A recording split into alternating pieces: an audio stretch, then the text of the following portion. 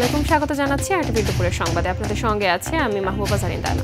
আগামী 21শে সেপ্টেম্বরের আগে অথবা 2 অক্টোবরের পরে জুলাই সনদ প্রধান উপদেষ্টাকে হস্তান্তরের আশা জাতীয় ঐক্যমত্য কমিশনের সহ-সভাপতি ডক্টর আলী রিয়াজের।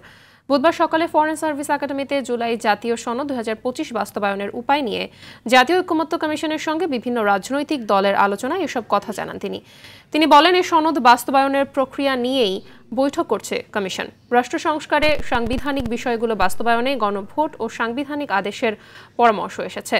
তবে সরকারকে একাধিক পরামর্শ দিলে বাস্তবায়ন প্রক্রিয়া সহজ হবে বলেও জানান ডক্টর আলী রিয়াজ। বলেন, সংস্কারের খসড়ায় তথ্যগত ত্রুটি থাকলে সংশোধন বা পরিবর্তন করতে প্রস্তুত কমিশন।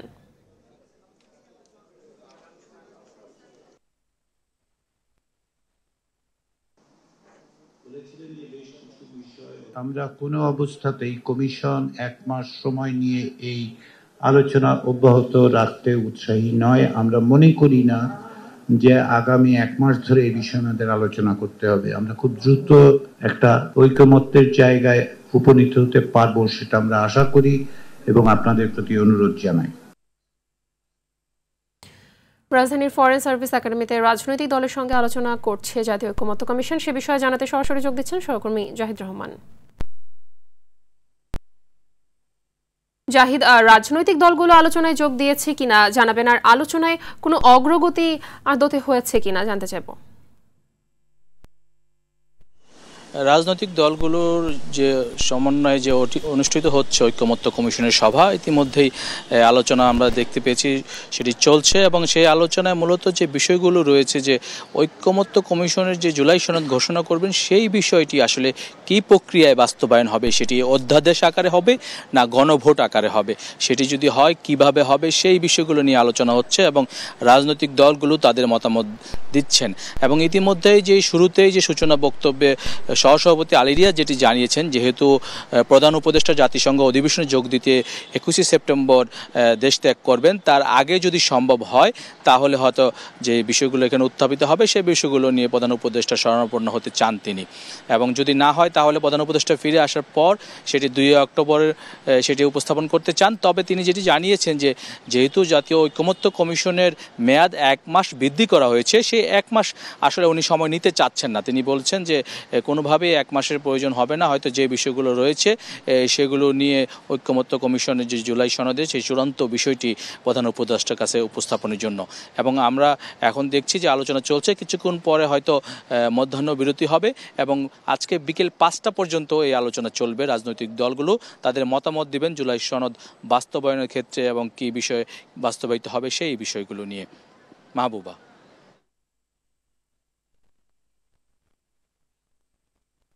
ধন্যবাদ আপনাকে। ঐক্যমত্য কমিশনের আলোচনা চলাকালীন পিআর এর দাবিতে আন্দোলন সব বিরোধী বলে মন্তব্য করেছেন বিএনপির স্থায়ী কমিটির সদস্য আমির খসরু মাহমুদ চৌধুরী। নির্বাচন নিয়ে অনীহা থেকেই জামায়াতের এই কর্মসূচি বলেও মন্তব্য করেন তিনি। দুপুরে রাজধানীর একটি হোটেলে সাংবাদিকদের এসব কথা বলেন আমির খসরু। তিনি অভিযোগ করেন, একটি গোষ্ঠী দেশকে অস্থিতিশীল করতে চেষ্টা করছে। জনগণের ম্যান্ডেট না নিয়ে নিজেদের স্বার্থে এভাবে আন্দোলন করলে শহীদদের আত্মত্যাগের প্রতি অসম্মান দেখানো হবে বলেও জানান আমির খসরু। মানুষ বুঝতেছে ইলেকশন করতে দেবে, ঐক্যমত হয়ে গেছে এবং আলোচনা অব্যাহত আছে, তো সেইখানে মাঝখান থেকে একটা এই ধরনের কর্মসূচি দেওয়ার অর্থটা কি? তাইলে তো একটা তো প্রশ্ন তো থেকে যায় এখানে, তাই না? এখনো আলোচনাই শেষ হয় নাই, এর মধ্যে কর্মসূচি দিয়ে তারা দেশের মানুষকে কি বোঝাতে চাচ্ছে? ঐক্যমত হতে হবে, বাংলাদেশের মানুষ যেখানে রায় দেবে, বাংলাদেশের মানুষ যেগুলোতে ম্যান্ডেট দেবে, সেটাই হবে আগামী দিনের বাংলাদেশ। আমাদেরকে তো রাজনৈতিক দলগুলোকে বাংলাদেশের মানুষ ম্যান্ডেট দেয় নাই যে আপনারা বসে বসে বাংলাদেশের ভবিষ্যৎ নির্ধারণ করুন। সংসদীয় আসন পুনর্বহালের দাবিতে বাগেরহাটে আজও অবস্থান কর্মসূচি পালন করছে সর্বদলীয় সম্মিলিত কমিটি। সকাল 9টা থেকে 4 ঘণ্টা জেলা নির্বাচন অফিস ও প্রতিটি উপজেলার নির্বাচন অফিসের সামনে এই অবস্থান কর্মসূচি পালন করছেন তারা। শারদীয় দুর্গোৎসব উপলক্ষে জনসাধারণের দুর্ভোগের কথা বিবেচনা করে পূর্ব ঘোষিত হরতাল আগেই প্রত্যাহার করেন তারা। এদিকে জেলায় 4টি আসন বহাল রাখার দাবিতে সোমবার সুপ্রিম কোর্টে 2টি রিট পিটিশন দাখিল করা হয়েছে।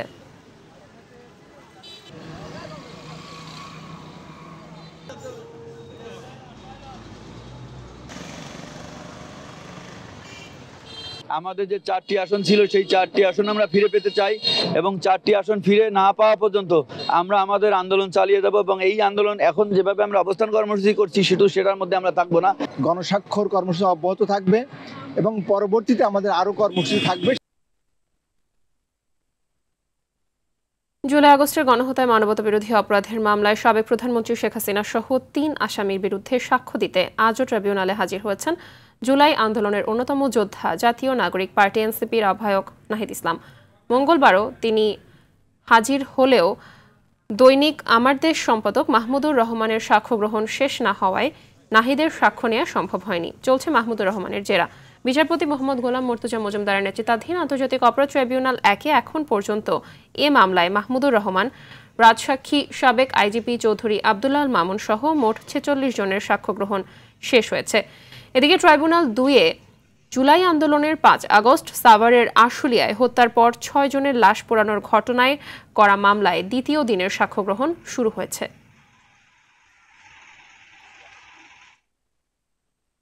4 দফা দাবিতে রাজধানীর তেজগাঁওয়ে সড়ক অবরোধ করেছে ঢাকা পলিটেকনিক ইনস্টিটিউট সহ সরকারি বেসরকারি কারিগরি শিক্ষা প্রতিষ্ঠানের শিক্ষার্থীরা। বেলা 11টার পর তারা 7 রাস্তা সড়ক অবরোধ করলে আশপাশের এলাকায় যান চলাচল বন্ধ হয়ে যানজট সৃষ্টি হয়। এতে ভোগান্তিতে পড়েন যাত্রীরা। এ সময় শিক্ষার্থীরা ডিপ্লোমা প্রকৌশলীদের বিরুদ্ধে প্রকাশ্যে হত্যার হুমকিদাতার সর্বোচ্চ শাস্তি ও বিএসসি ইঞ্জিনিয়ারদের অযৌক্তিক 3 দফা দাবির পক্ষে পরিচালিত সব কার্যক্রম রাষ্ট্রীয়ভাবে বন্ধ করার কথা জানান।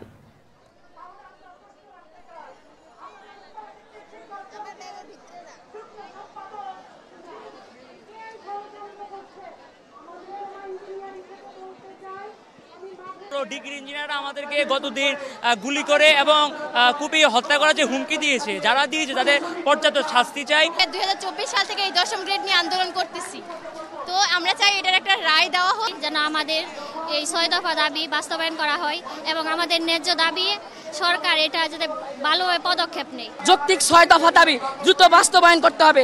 যে রূপরেখা সরকার পক্ষ প্রকাশ করেছে তার দ্রুত বাস্তবায়ন করতে হবে।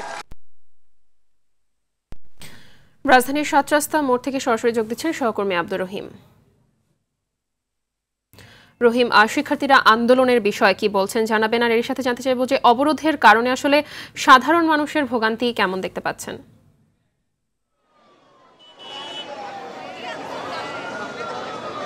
থেকে পলিটেকনিক ইঞ্জিনিয়ারিং ইনস্টিটিউটের শিক্ষার্থীরা সহ ঢাকা পলিটেকনিক এবং প্রাইভেট পলিটেকনিকের শিক্ষার্থীরা কিন্তু 7 রাস্তার মোড়ে অবস্থান কর্মসূচি পালন করছে।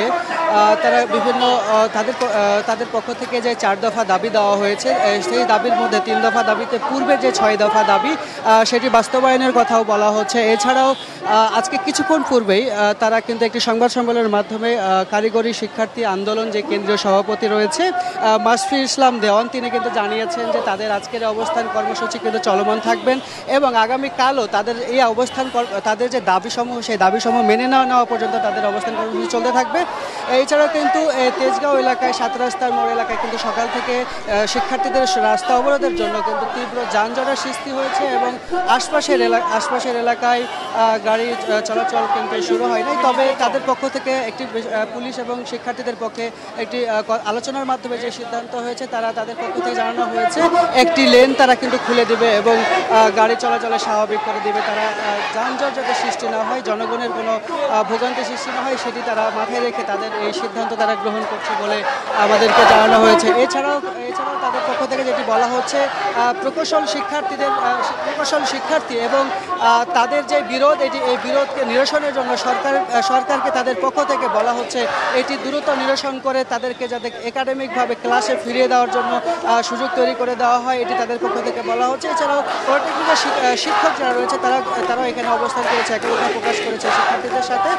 তারা বলছেন যে সরকারের পক্ষ থেকে হয়তো বা কোনো একটি নির্দেশনা আসবে, তারপরে তারা এখান থেকে রাস্তা ছেড়ে যাবে। তো এই ছিল আমার কাছে 7 রাস্তার মোড় থেকে সর্বশেষ। মাহবুবা, ধন্যবাদ আপনাকে। 7 দফা আদায়ের লক্ষ্যে দেশের বিভিন্ন জায়গায় বিক্ষোভ কর্মসূচি ও সড়ক এবং রেলপথ অবরোধ করেছেন পলিটেকনিক ইনস্টিটিউটের শিক্ষার্থীরা। এর জের ধরে দিনাজপুর শহরের ফুলবাড়ি রেলগেট এলাকায় অবরোধ করেন দিনাজপুর পলিটেকনিক ইনস্টিটিউট এবং বরিশাল পলিটেকনিক কলেজের শিক্ষার্থীরা। বিএসসি ডিগ্রিধারীদের অযৌক্তিক 3 দফা দাবি রাষ্ট্রপক্ষের পক্ষ থেকে প্রত্যাখ্যানের দাবিতে বিক্ষোভ ও অবস্থান কর্মসূচি পালন করেছে ময়মনসিংহ পলিটেকনিক ইনস্টিটিউটের শিক্ষার্থীরা। এদিকে 3 দফা দাবি আদায়ের লক্ষ্যে ঠাকুরগাঁও পলিটেকনিক ইনস্টিটিউটের শিক্ষার্থীরা সড়ক অবরোধ ও বিক্ষোভ করেছে।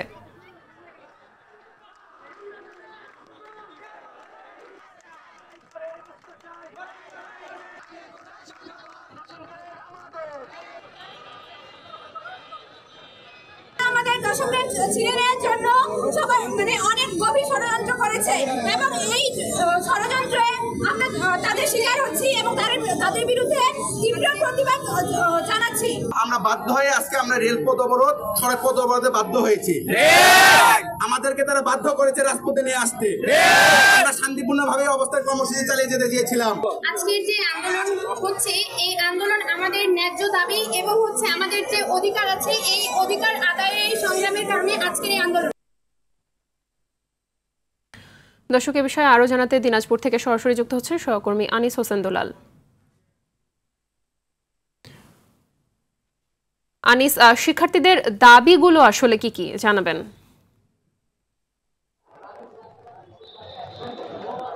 মাহবুবা, আমি দাঁড়িয়ে আছি দিনাজপুর পলিটেকনিক ক্যাম্পাসে। আসলে কিছুক্ষণ আগে অর্থাৎ দীর্ঘ সকাল 9টা থেকে শুরু করে কয়েকটা পর্যন্ত আসলে তারা শিক্ষার্থীরা যে দাবিটা, তাদের মূল দাবি সরকারি প্রকল্প রিপোর্ট, যেটি নিয়ে তাদের সাথে অন্যান্য শিক্ষার্থীদের তাদের সাথে যে মতের বিরোধ, সেটা নিয়ে আসলে তাদের এই আন্দোলন, সেই আন্দোলনের রূপরেখায় কিন্তু আজকে তারা দিয়েছে দিনাজপুর সড়ক এবং রেলপথে। সেখানে কিন্তু তারা অবরোধ করে রেখেছিল সকাল 9টা থেকে রেলপথ অবরোধ করেছে। সেখানে বেশ কিছু শিক্ষার্থী সেই রেলপথে ছিল। সেই রেলপথে তারা কিন্তু দিনাজপুর ঠাকুরগাঁও পঞ্চগড়ের রেল সে সময় দক্ষিণাঞ্চল বা দক্ষিণ পশ্চিমাঞ্চলে যেতে পারেনি। পাশাপাশি দক্ষিণ পশ্চিমাঞ্চল থেকে কোনো ট্রেন দিনাজপুর অভিমুখে আসতে পারেনি। তো এখানে কিন্তু যাত্রীরা চরম বিপাকে পড়েছে। পাশাপাশি কিন্তু এখানে সড়ক পথও তারা অবরোধ করেছিল। যদিও রংপুর ঠাকুরগাঁও এই সড়কগুলো অবারিত ছিল, খোলা ছিল, কিন্তু আমাদের যে দক্ষিণাংশের যে রাস্তা, যেটার সাথে আমাদের ঢাকার খুব ভালো যোগাযোগ, সরাসরি যোগাযোগ, সেই সড়কটি তারা অবরোধ করে রেখেছিল। এবং সেই সড়কটি অবরোধ করে রাখায় কিন্তু আসলে বারবার প্রশাসন তাদের কাছে এসেছে, তাদেরকে অবরোধ তুলে নেওয়ার জন্য বলেছে। রেলে কিছু। ধন্যবাদ আপনাকে। চট্টগ্রাম বিশ্ববিদ্যালয় কেন্দ্রীয় ছাত্র সংসদ চাকসু নির্বাচনে মনোনয়ন ফরম জমা দিচ্ছেন প্রার্থীরা। সকাল থেকে মনোনয়নপত্র জমা দিচ্ছেন তারা। এদিকে মনোনয়ন জমা দেওয়ার সময় একদিন বাড়িয়েছে নির্বাচন কমিশন। আগামীকাল বিকেল 5টা পর্যন্ত মনোনয়ন জমা দিতে পারবেন প্রার্থীরা। মঙ্গলবার উৎসবমুখর পরিবেশে নির্বাচনের মনোনয়ন ফরম বিতরণ শেষ হয়েছে। আদিবাসী জনগোষ্ঠী থেকে একটি প্যানেল দেয়া হয়েছে। কেন্দ্রীয় ছাত্র সংসদ ও হল সংসদ মিলিয়ে মোট মনোনয়ন সংগ্রহ করেছেন 1088 জন। যাচাই বাছাই শেষে চূড়ান্ত প্রার্থী তালিকা প্রকাশ করা হবে 25শে সেপ্টেম্বর। এছাড়া ভোট গ্রহণ অনুষ্ঠিত হবে 12ই অক্টোবর। এবারের চাকসু নির্বাচনে মোট ভোটার 27,637 জন। আমি বিকেএসপির একজন প্রাক্তন স্টুডেন্ট। সম্পর্ক আর অভিজ্ঞতা থেকেই ক্রীড়া সম্পাদকে মনোনয়ন গ্রহণ করা। আশা করছি সকলের সাপোর্ট এবং আশীর্বাদে আমি জয়ী হতে পারবো, ভালো কিছু করতে পারবো সবার জন্য। রাজনীতি বলি বা হলে বিভিন্ন সমস্যা, তো আশা করি চাকসু নির্বাচনের মাধ্যমে যোগ্য প্রার্থী নির্বাচিত হবে এবং আমাদের সমস্যাগুলো সমাধান করবে। দর্শক, এ বিষয়ে আরো জানাতে চট্টগ্রাম থেকে সরাসরি যোগ দিচ্ছেন সহকর্মী সাইফুল মাহমুদ। সাইফুল, সর্বশেষ ডাকসু এবং জাকসু নির্বাচনের ফলাফল বিবেচনায় চাকসু নির্বাচন ঘিরে ক্যাম্পাসে আসলে এখন কি ধরনের আলোচনা হচ্ছে? যে মাহবুবা আসলে যেমনটি বলেছেন, ডাকসু এবং আসলে জাকসু নির্বাচনকে ঘিরে আসলে যেই অস্থির পরিবেশ তৈরি হয়েছিল শিক্ষার্থীদের মধ্যে, সেই অস্থিরতা কিন্তু চট্টগ্রাম বিশ্ববিদ্যালয়ের শিক্ষার্থীদের মধ্যে নাই বললেই চলে। তারা সবাই প্রত্যাশা করতেন আসলে একটি সুন্দর সুষ্ঠু নির্বাচন হবে এখানে এবং নতুন নেতৃত্ব আসবে। যেহেতু দীর্ঘ 36 বছর আসলে এখানে কোনো নির্বাচন হয়নি এবং শিক্ষার্থীরা তারা তাদের যেই দাবিগুলো ছিল সেগুলো কিন্তু কর্তৃপক্ষের কাছে আসলে তুলে ধরতে পারেনি। এই জন্য যারা সাধারণ শিক্ষার্থী তারা প্রত্যাশা করতেন আসলে যেই নতুন নেতৃত্ব আসবে তাদের দাবিগুলো তারা একই সাথে নির্বাচন কমিশনার কিছুক্ষণ আগে ঘোষণা দিয়েছে আসলে শেষ যদিও সময় ছিল আজকে বিকাল 3:30 পর্যন্ত, কিন্তু তারা আজকেও 2 ঘন্টা সময় বৃদ্ধি করেছে, 5:30 পর্যন্ত করেছে এবং আগামীকাল একদিন বর্ধিত করে সেটাকে বিকাল 5টা পর্যন্ত করা হয়েছে। এবং শিক্ষার্থীরা ইতিমধ্যে কিন্তু আসছেন ফর্ম জমা দেওয়ার জন্য। আমরা কথা বলবো শাহ আমানত হলের আসলে এজিএস প্রার্থী, তিনি স্বতন্ত্রভাবে দাঁড়িয়েছেন। আমরা তার কাছে আসলে জানতে চাইব তিনি কেমন নির্বাচন প্রত্যাশা করেন আসলে দীর্ঘ 36 বছর পরে যেহেতু এই নির্বাচন হচ্ছে। আমি মোহাম্মদ মনিরা, পরিসংখ্যান বিভাগ 20 সেশন। আমি শাহমানত হল থেকে এজিএস পদপ্রার্থী হিসেবে নির্বাচন করছি। যেহেতু দীর্ঘ 36 বছর পর নির্বাচন অনুষ্ঠিত হচ্ছে, তো নির্বাচন আমি আশা করি যে সুষ্ঠুভাবে হবে। কারণ আমরা দেখছি যে দীর্ঘ 36 বছর যেহেতু নির্বাচন অনুষ্ঠিত হয় নাই, সেখানে প্রশাসন অনেকটা ব্যর্থতা রয়েছে। এই ব্যর্থতাকে উন্মোচন করে, ব্যর্থতাকে লাঘব ঘটিয়ে বর্তমান প্রশাসন একটা নির্বাচন আয়োজন করছে 12 অক্টোবর। তো আমি মনে প্রাণে বিশ্বাস করি যে বর্তমান প্রশাসন সুষ্ঠু এবং অবাধ নির্বাচন অনুষ্ঠান অনুষ্ঠিত করবে। শুনছিলেন আসলে ওনার বক্তব্য। এবং একটা বিষয় জানিয়ে রাখি, সেই হচ্ছে নির্বাচন কমিশনার কিন্তু যেই বুথগুলোতে নির্বাচন হবে সেই বুথগুলোতে কিন্তু সিসিটিভি ক্যামেরা সেট আপ করতেছেন এবং নির্বাচন কমিশনার সর্বোচ্চ চেষ্টা করেছেন সুষ্ঠু সুন্দর নির্বাচন উপহার দেওয়ার জন্য। এই ছিল আমার কাছে চট্টগ্রাম বিশ্ববিদ্যালয়ের। ধন্যবাদ আপনাকে। এদিকে রাকসু, হল সংসদ ও সিনেটে ছাত্র প্রতিনিধি নির্বাচনে তৃতীয় দিনের প্রচারে মুখর রাজশাহী বিশ্ববিদ্যালয় ক্যাম্পাস। চায়ের আড্ডা, বিভিন্ন একাডেমিক ভবন ও মেস এলাকায় ছুটছেন প্রার্থীরা। ভোটারদের মন জয় করতে দিচ্ছেন নানান প্রতিশ্রুতি। অন্যদিকে রাকসু নির্বাচনে 11টি প্যানেল বিভিন্ন নামে ভোটযুদ্ধে অংশ নেবে।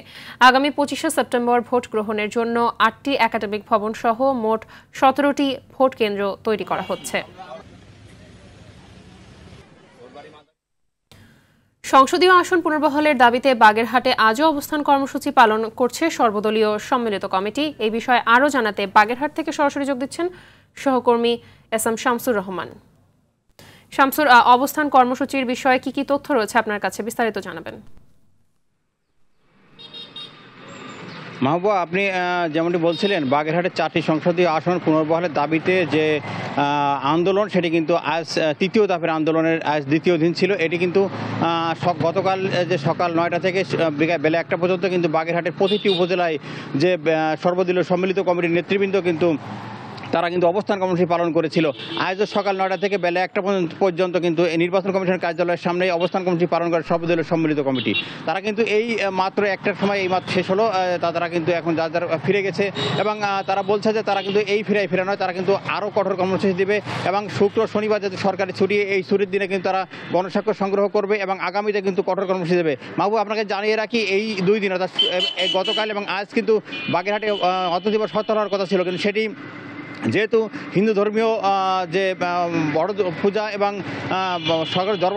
জনসাধারণের চলাচলের কথা বিবেচনা করে, দুর্ভোগের কথা বিবেচনা করে সর্বদলীয় সম্মিলিত কমিটি একটি জরুরি বৈঠকে বসে এবং তারা এরপর এই বৈঠক থেকে তারা ঘোষণা করে যে ওই 2 দিনের হরতাল কর্মসূচির বাদ দিয়ে তারা কিন্তু নির্বাচন কমিশনের কার্যালয়ের সামনে অবস্থান কর্মসূচি গ্রহণ করে এবং তারা স্বতঃস্ফূর্তভাবে এই অবস্থান কর্মসূচি পালন করেছে।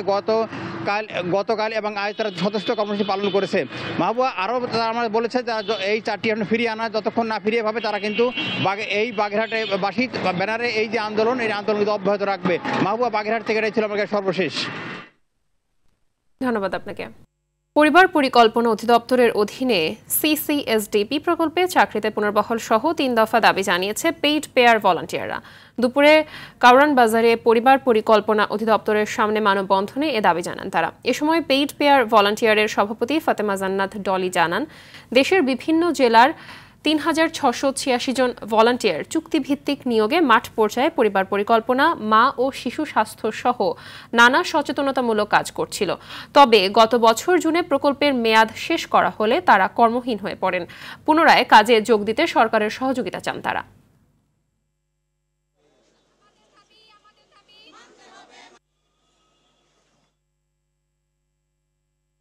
দেশের হাইটেক পণ্য উৎপাদন খাতে অর্জিত হলো নতুন মাইলফলক।